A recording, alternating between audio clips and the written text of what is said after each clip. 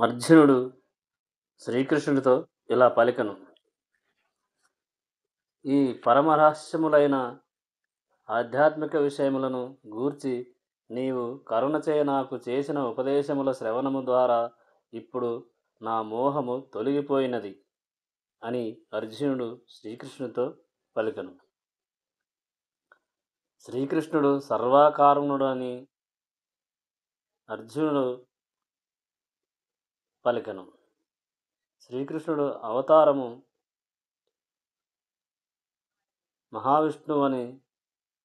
మహావిష్ణువుకు సైతము అతడే కారణము. అట్టి శ్రీకృష్ణ అవతారము కాదు, మహావిష్ణువే శ్రీకృష్ణుడు. సర్వావతారములకు కారణుడైన అవతారి అనగా అర్జునుడు శ్రీకృష్ణుని సామాన్య మానవునిగా లేక తన స్నేహితునిగా భావించక సర్వమునకు కారణమైన వానిగా తెలియగలిగినాడు. అతడు పరమ ఉత్తేజితుడై తన కృష్ణుని వంటి గొప్ప స్నేహితుడు లభించినందులకు పరమానందభరితుడైనాడు. కానీ తాము శ్రీకృష్ణుని కారునిగా అంగీకరించినను ఇతరులు ఆ విధముగా అంగీకరింపరేమోనని అతడు యోచింప ఆరంభించెను. కనుకనే శ్రీకృష్ణుని దివ్యత్వమును సర్వులకు విశదపరచుటకు అతడు తన విశ్వరూపమును చూపమని అడిగెను. శ్రీకృష్ణుడు ఇలా అంటాడు: నేనే సర్వాంతర్యామిని.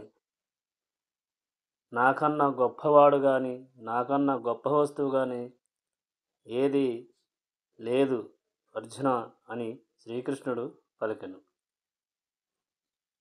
శ్రీకృష్ణుడు పలికిన విషయమును సంపూర్ణముగా అంగీకరించిన అర్జునుడు అంతయు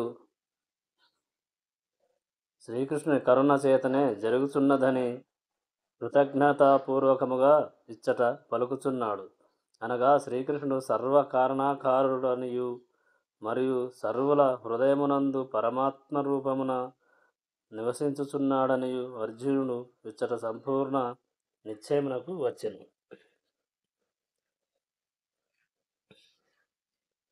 శ్రీకృష్ణుడు ఇలా పలికెను: నేను విశ్వమంతటా వ్యాపించి ఉన్న సవిస్తారముగా శ్రవణము చేసెను. ఆ భగవానుడు సమస్త సృష్టి లయములకు కారణమైనను వాటికి అతీతుడై ఉండునని అర్జునుడు ఎరిగియుండెను. అర్జునుడు ఇలా పలికెను: శ్రీకృష్ణ భగవానుడు స్వయముగా సర్వకారణమని సర్వవ్యాపకుడని అర్జునుడు ఎరిగెను. సర్వత్రా వ్యక్తిగతముగా నిలిచియుండునని అచింత్యమైన ఆ దివ్యభూతినే తాను పూర్తిగా అవగాహన చేసుకున్నట్లు అర్జునుడు అంగీకరించెను. ఓ పురుషోత్తమా, ఓ పరమేశ్వరా, నీవు వర్జించిన రీతిగా నీ యథార్థ రూపమును నేను నా ఎదుట చూడగలిగినను నీవు ఏ విధముగా ఈ విశ్వమునందు ప్రవేశించితివో నేను గాంచ అవలంబించి ఉన్నాను. నీ యొక్క ఆ రూపమును నేను దర్శించగోరుచున్నాను అని అర్జునుడు శ్రీకృష్ణునితో పలికెను.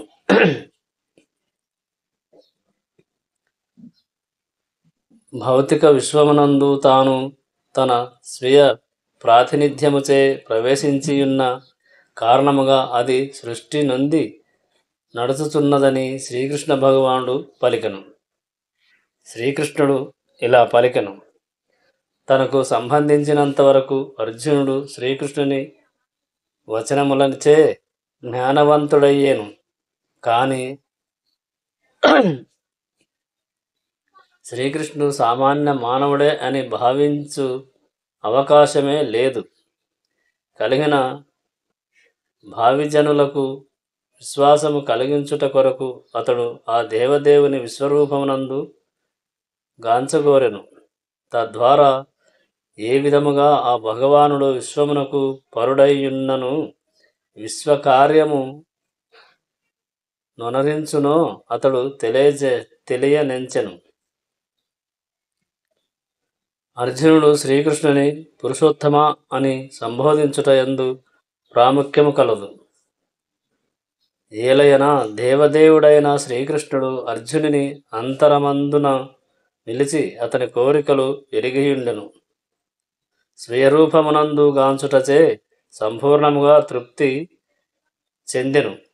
తనను విశ్వరూపమునందు చూడవలనని ప్రత్యేక కోరిక అర్జునునకు ఎట్టిది లేదని కేవలము ఇతరుల నమ్మకమును కలిగించుటకే అతడు విశ్వరూపమును చూపమని కోరెను.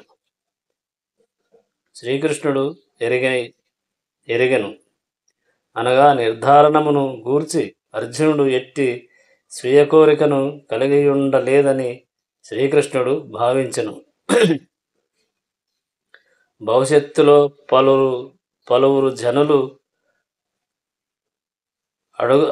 అడుగుదురని భగవానుడతే విశ్వరూపం చూపదలుచురని అర్జునుడు ముందునే ఆ విషయమును జనుల కొరకే విశ్వరూపము చూపమని అడిగినని శ్రీకృష్ణుడు గాంచెను.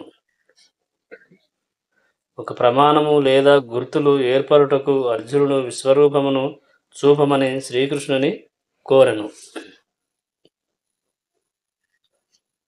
అర్జునుడు ఇలా పలికెను కృష్ణునితో, హే ప్రభు యోగేశ్వర, నీ విశ్వరూపమును గాంచుటకు నేను సమర్థుడునని నీవు తలచనిచో దయతో ఆ పరిమితమైన విశ్వరూపమును నాకు చూపుము అని అర్జునుడు శ్రీకృష్ణుని కోరెను.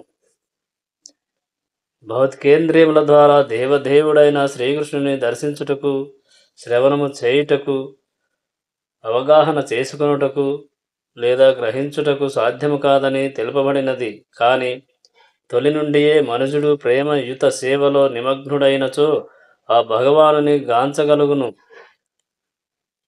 వాస్తవమునకు ఆధ్యాత్మిక స్ఫులింగం మాత్రమే అయిన జీవునకు భగవానుని దర్శనము గాని అవగాహన గాని సాధ్యము గాని విషయము. కనుకనే భక్తుడైన అర్జునుడు తన ఊహాశక్తి లేదా కల్పనాశక్తిపై ఆధారపడక సామాన్య జీవిగా తన పరిమితిని అంగీకరించి కృష్ణ భగవానుని అపరిమేయ స్థితిని కీర్తించుచున్నాడు. పరిమితుడైన జీవునికి అపరిమితుడను మరియు అనంతుడను అయిన భగవంతుని గూర్చి తెలియుట సాధ్యము కాదని అర్జునుడు ఎరుగగలిగెను. అపరిమితుడైన వాడు తనను తాను వ్యక్తపరచుకొనలేనప్పుడు అతని కరుణచే అతని అపరిమిత స్వభావమును ఎరుగుట సాధ్యపడగలదు. శ్రీకృష్ణ భగవానుడు అచింత్య శక్తి సంపన్నుడు. కనుకనే యోగేశ్వర అను పదము సైతము ప్రాధాన్యమును సంతరించుకొనుచున్నది. అనగా అతడు అపరిమితమైన వాడని తాను కోరినచో తనంతట తాను వ్యక్తము కాగలడు. శ్రీకృష్ణుడు ఇలా పలికెను అర్జునునితో, ఓ అర్జున, పృథాకుమార, లక్షలాదిగా గల నానావిధములను దివ్యములను పలు వర్ణములను అగు రూపములను నా భూతులను ఇప్పుడు గాంచుము. అర్జునుడు శ్రీకృష్ణుని అతని విశ్వరూపమునందు గాంచగోరెను. అది ఆధ్యాత్మిక రూపమే అయినప్పటికీ విశ్వసృష్టి కొరకే వ్యక్తమైనందున భౌతిక ప్రకృతి యొక్క తాత్కాలిక కాలమునకు ప్రభావితమై ఉండును. భౌతిక ప్రకృతి వ్యక్తమగుట మరియు అవ్యక్తమగుట, సృష్టించుట, నాశనమగుట జరుగుతున్నట్లే శ్రీకృష్ణుని విశ్వరూపము సైతము వ్యక్తమై అవ్యక్తమగుచుండును. అనగా ఆధ్యాత్మిక క్షయమునందు అది శ్రీకృష్ణుని ఇతర రూపముల వలె నిత్యముగా నెలకొని ఉండదు. భక్తుడెన్నడును అట్టి విశ్వరూపమును చూడ కుతూహలపడడు. కాని అర్జునుడు శ్రీకృష్ణుని ఆ విధముగా చూడగోరినందున ఆ దేవదేవుడు దానిని చూపుచున్నాడు. అట్టి విశ్వరూపమును దర్శించుట సామాన్య మానవునకు శక్తి నొసగవలెను. శ్రీకృష్ణుడే మనుజునకు శక్తి నొసగవలెను.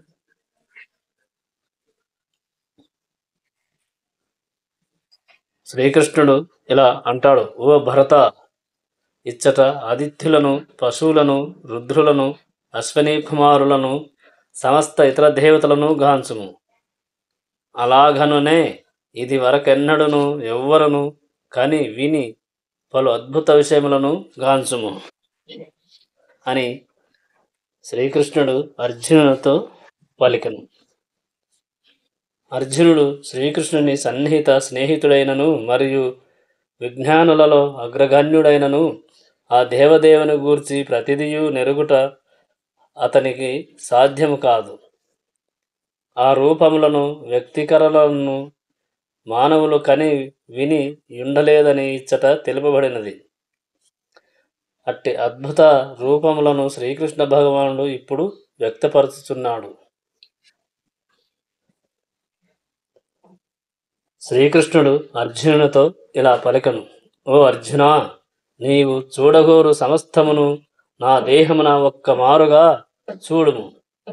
నీవు ప్రస్తుతము ఏది చూడాలనుకున్నావో మరియు భవిష్యత్తును ఏది వీక్షించదలిచినావో ఈ విశ్వరూపము నీకు చూపగలదు. స్థావర జంగమాది సర్వము ఏకస్థానమున దీని యందే సంపూర్ణముగా కలవు అని శ్రీకృష్ణుడు అర్జునునితో పలికెను. ఒక్క చోటనే నిలిచి ఎవ్వరును సమస్త విశ్వమును చూడలేరు. ఎంతటి గొప్ప శాస్త్రజ్ఞుడైనను విశ్వమునందలి ఇతర భాగములలో ఏమి జరుగుతున్నదో ఊహించలేడు, చూడలేడు. కానీ అర్జునుని వంటి భక్తుడు మాత్రం విశ్వములలో గల సర్వమును చూడగలిగను. అతడు భూత భవిష్యత్ వర్తమానములందు దేనినైనను చూచుటకు వలసిన శక్తిని శ్రీకృష్ణుడు వసగెను. ఆ విధముగా కృష్ణుని కరుణ వలనే అర్జునుడు సమస్తమును చూడగలిగే సమర్థుడయ్యెను.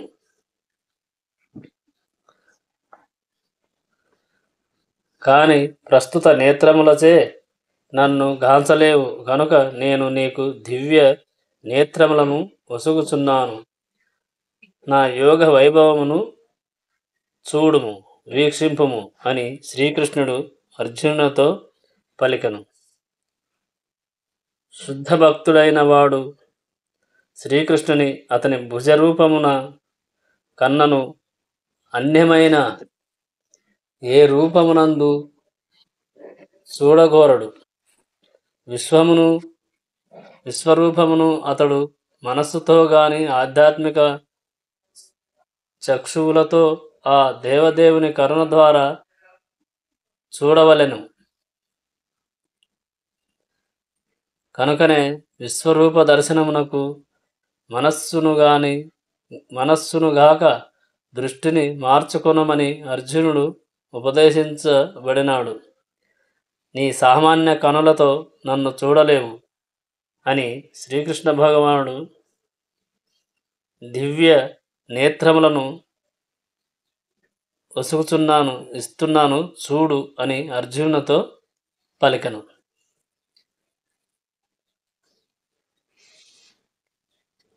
శ్రీకృష్ణుని విశ్వరూపం ప్రాధాన్యమైనది కాదు. అయినను అర్జునుడు కోరి ఉన్నందున దాని దర్శనము కొరకై భగవానుడు అతనికి దివ్య దృష్టి ఒసిగినాడు.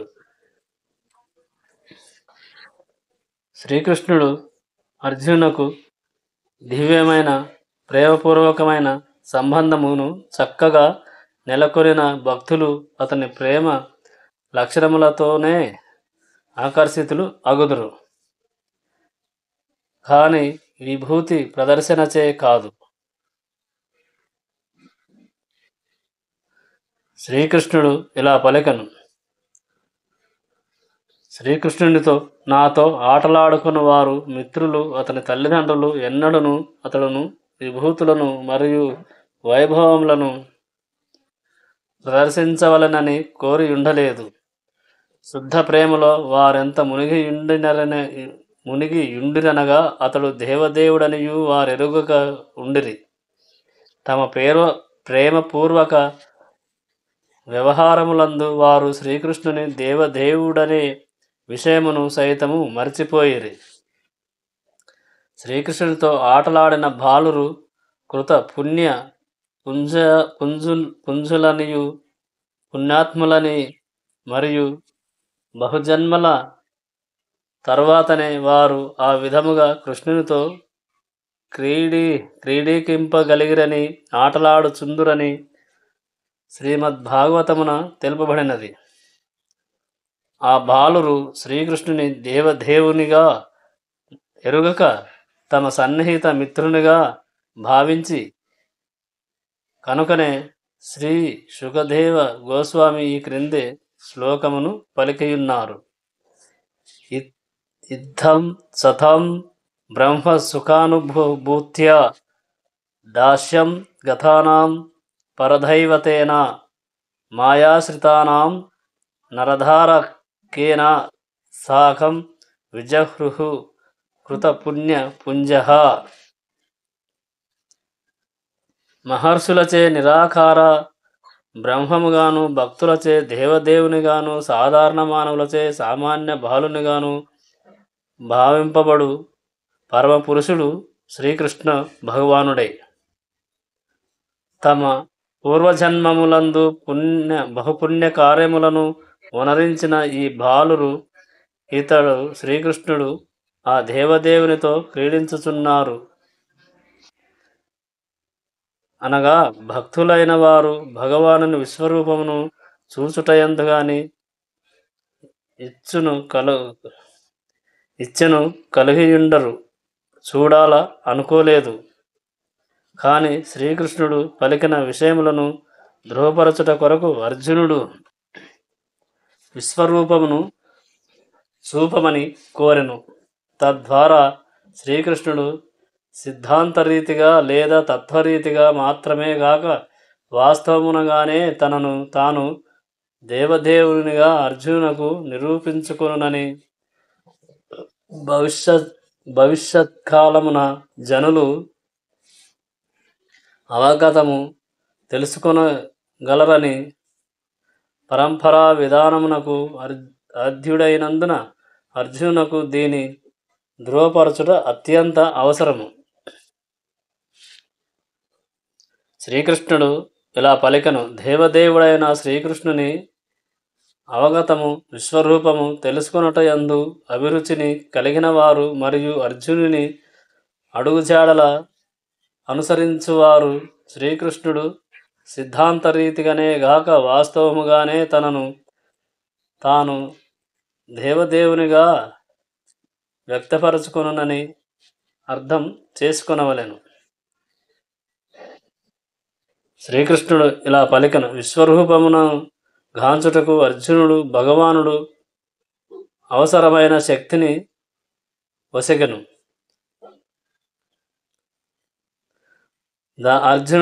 అర్జున దానిని ప్రత్యక్షముగా చూడగోరి ఇందువని శ్రీకృష్ణుడు పలికెను. సంజయుడు ఇలా పలికెను, ఓ రాజా, యోగీశ్వరుడైన కృష్ణ భగవానుడు ఆ విధముగా పలికిన తదుపరి తన విశ్వరూపమును అర్జునునకు చూపెను. అర్జునుడు ఆ విశ్వరూపమున అనంత సంఖ్యలో ముఖములను, నేత్రములను, అద్భుత దృశ్యములను గాంచెను. ఆ రూపము పలు దివ్యాభరణములచే అలంకృతమై ఎత్తబడియున్న పలు దివ్య ఆయుధములను కలిగియుండెను. అతడు దివ్య పూమాలలను మరియు వస్త్రములను దాల్చియుండెను. పలు దివ్య సుగంధములు అతని దేహమునకు అలదబడి ఉండెను. అంతయు ఆశ్చర్యమగునని ప్రకాశమాను ప్రకాశమానముగను అనంతముగను సర్వవ్యాపకముగను ఉండెను. శ్రీకృష్ణుడు ఇలా పలికను. అర్జునుడు గాంచుచున్న హస్తములు, ముఖములు, పాదములు, ఇతర రూపములు సంఖ్యకు పరిమితి లేదనేడి విషయమును అర్జునుడు చూచుచుండును. అర్జునుడు ఇవన్నీ శ్రీకృష్ణ విశ్వరూపమునందే చూడగలుగుతున్నాడు. విశ్వమంతటిని వ్యాపించి ఉన్న ఆ రూపములను అర్జునుడు శ్రీకృష్ణ భగవానుని కరుణచే ఒకే స్థలమున నిలిచి చూడగలిగను. శ్రీకృష్ణ భగవానుని ఆ చింత్య శక్తియే దానికి కారణము.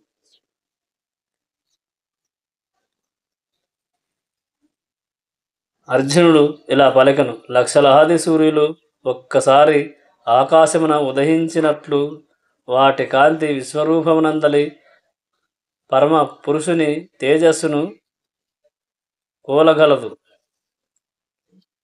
అర్జునుడు గాంచిన విషయము వర్ణనాతీతమైనది అయినను సంజయుడు ఆ అద్భుతం యొక్క మనోచిత్రను ధృతరాష్ట్రునకు తెలుప ప్రయత్నించుచుండెను. సంజయుడు గాని ధృతరాష్ట్రుడు గాని యుద్ధరంగమున లేకున్నను వ్యాసుని అనుగ్రహముచే సంజయుడు జరిగినదంతయు యథాతథముగా ధృతరాష్ట్ర మహారాజుకు చెప్పెను. కనుక అతడు అచ్చటి పరిస్థితిని సాధ్యమైనంత వరకు అవగతమగునట్లు వేలాది సూర్యులు ఉదయించుట వంటి ఊహాత్మక భావములతో పోల్చుచున్నాడు. ఆ సమయమున అర్జునుడు బహువేల సంఖ్యలో విభజించబడియున్న ఒకే చోట నిలిచియున్న విశ్వము యొక్క అనంత రూపములను శ్రీకృష్ణ భగవానుని విశ్వరూపమునే చూడగలిగెను.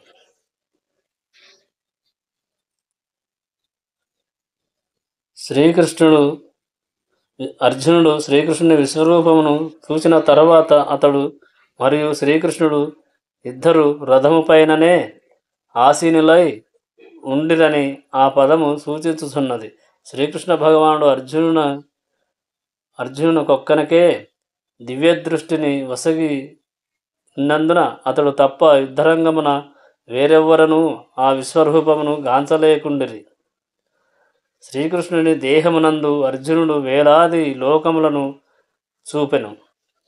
లోకములు మరియు విశ్వములు పలుగలవనియు వాటిలో కొన్ని మట్టిచే, కొన్ని బంగారముచే, మరికొన్ని రత్నములచే చేయబడినవనియు, వానిలో కొన్ని అతిపెద్దవనియు మరికొన్ని చిన్నవనియు వేదాధ్యయనము ద్వారా మనకు విశదమగుచున్నది. కేవలము రథముపై కూర్చుండి అర్జునుడు వీటన్నింటినీ చూడగలిగను. కానీ శ్రీకృష్ణార్జునుల నడుమ ఏమి జరుగుతున్నదో ఎవ్వరెవ్వరును ఎరుగజాలకుండిరి. ఆ యుద్ధరంగమున ఉన్నవారికి ఎవ్వరికి ఏమి కనపడలేదు. అంతటా సంభ్రమునకు గురి అయిన వాడును, ఆశ్చర్యచకితుడైన వాడును, రోమాంచితుడైన వాడును అగు అర్జునుడు శిరమును వంచి నమస్కరించుచు అంజలి బద్ధుడై దేవదేవుని ప్రార్థించెను. దివ్య దర్శనమైనంతటా శ్రీకృష్ణార్జునుల నడుమగల సంబంధము శీఘ్రమే మారిపోయెను. పూర్వము వారు స్నేహముపై ఆధారపడిన సంబంధమును కలిగియుండిరి. కానీ విశ్వరూప దర్శనమైనంతనే తరువాత అర్జునుడు అత్యంత గౌరవముతో వందనము చేయుచు దోసిలి మొగ్గి శ్రీకృష్ణుని ప్రార్థించెను. అనగా ఇప్పుడు అర్జునుని సంబంధము స్నేహపూర్వకము కాక అద్భుత రసముగా మార్చుకొనెను. పరమభక్తులు శ్రీకృష్ణుని సమస్త సంబంధములకు రసములకు నిధిగా ఎరిగి ఎరిగియుందురు. శాస్త్రములందు 12 రకములైన మాల మూ 12 రకములైన మూల రసములు పేర్కొనబడినవి. అవి అన్నియు శ్రీకృష్ణుని యందే కలవు. ఇరువురు జీవుల నడమ, దేవతల నడమ, లేదా భగవానుడు మరియు భక్తుల నడమ పరస్పరము వినిమయము జరుగు సర్వ సంబంధములకు శ్రీకృష్ణుడే నిధి వంటి వాడని చెప్పబడినది. ఇచ్చట అర్జునుడు అద్భుత రస సంబంధముచే ఉత్తేజితుడయ్యను. స్వాభావికముగా సమస్త చిత్తుడను శాంతుడను అయినప్పటికీ అర్జునుడు ఆ అద్భుత రసభావమునందు అతడు పరవశుడై రోమాంచితముగా కాగా దోసిలి మొగ్గి పరమపురుషునికి శ్రీకృష్ణునికి వందనములు చేయుచు ప్రారంభించెను. అతడు దేవదేవుని అద్భుతములచే ప్రభావితుడయ్యను, కాని భయమునకు గురి కాలేదు. అనగా అచట వ్యక్తమైన భావము అద్భుత రసము, దానిచే అతని సహజ సంఖ్యా సంబంధము ప్రభావితము కాగా అతడు ఆ విధముగా ప్రవర్తించెను. అర్జునుడు అలా విశ్వరూపమును చూసెను. అర్జునుడు ఇట్లు పలికెను: హే కృష్ణ, సమస్త దేవతలు ఇతర సమస్త జీవులు నీ దేహమునందు సమవిష్టులై ఉండుటను నేను చూచుచున్నాను. పద్మాసనుడైన బ్రహ్మను, శివుని, ఋషులను, దివ్య సర్పములను కూడా నీయందే నేను దర్శించుకున్నాను. అర్జునుడు ఇలా పలికెను. అర్జునుడు విశ్వరూపములోనున్న సమస్తమును విశ్వరూపమునగా చూచెను. అనగా విశ్వమునందలి తొలి జీవి అయిన బ్రహ్మను, విశ్వపు అధోభాగములందు గర్భోదక శాయి విష్ణువు శయనించు దేవతా సర్పమును అతడు చూడగలిగను. ఆ సర్పతల్పము వాసుకి అని పిలువబడెను. విష్ణు పడుకొని ఉన్న ఆ సర్పమును, విష్ణువును ఆ శ్రీకృష్ణ విశ్వరూపమునందే చూచెను. ఆ సర్పము వాసుకి అని పిలువబడను. ఈ వాసుకి నామము కలిగిన సర్పములు ఇంకనూ కొన్ని గలవు. అనగా ఇచ్చట అర్జునుడు గర్భోదక శాయి విష్ణువు మొదలుగా విశ్వమునందరి తొలిజీవి అయిన బ్రహ్మదేవుడు వసించు పద్మలోకము యొక్క అత్యంత ఉన్నత భాగము వరకు చూచెను. దీని భావమేమనగా, కేవలము రథముపై ఒకే చోట ఆసీనుడై ఉన్న అతడు అర్జునుడు అధ్యంతములలో సమస్తమును చూడగలిగను. దేవదేవుడైన శ్రీకృష్ణుని కరుణ చేతనే అది సాధ్యమయ్యను అని అర్జునుడు పలికెను. హే ప్రభు అని అర్జునుడు ఇలా పలుకుచున్నాడు. హే ప్రభు విశ్వరూప, నీ దేహమునందు అపరిమితముగా సర్వత్రా వ్యాపించి ఉన్నవి అనేక బాహువులను, ఉదరములను, ముఖములను, నయనములను నేను చూచితిని. నీ యందు ఆది మధ్యాంతరములను నేను చూడలేకున్నాను. శ్రీకృష్ణుడు పూర్ణ పురుషోత్తమగు భగవానుడు మరియు అపరిమితుడు కనుక అతని ద్వారా సమస్తమును చూడగలిగను.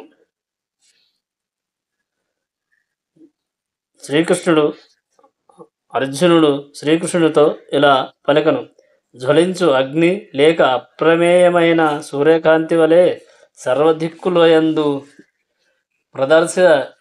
ప్రసరించు తేజోమయమైన కాంతి వలన నీ రూపమును చూచితిని. కష్టమగుచున్నది చూడుట. అయినను పెక్కు కిరీటములు గల గదలు చక్రములచే అలరింపబడిన నీ ఉజ్వల రూపమును సర్వత్రా నేను చూచితిని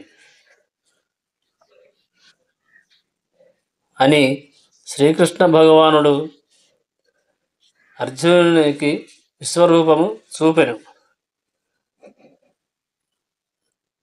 అర్జునుడు ఇలా పలికను: దివ్యమైన ఆది ధ్యేయము నీవే, విశ్వమంతటికిని పరమాధారము నీవే,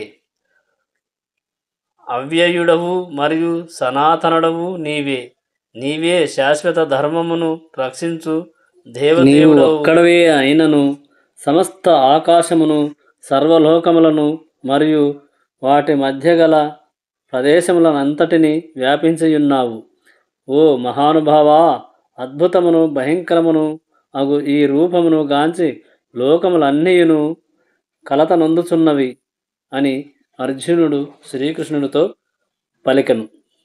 నీ రూపము అనంతము, నీ రూపము ఈ విశ్వమునంతటన వ్యాపించియున్నది, నీ రూపము గనుట అందరికీ సాధ్యము కాదు అని అర్జునుడు శ్రీకృష్ణునితో పలికెను. ఈ విశ్వరూపమును నేను చూసి తిని ఇక అని అర్జునుడు పలికెను. జై శ్రీకృష్ణ, జై శ్రీరామ్.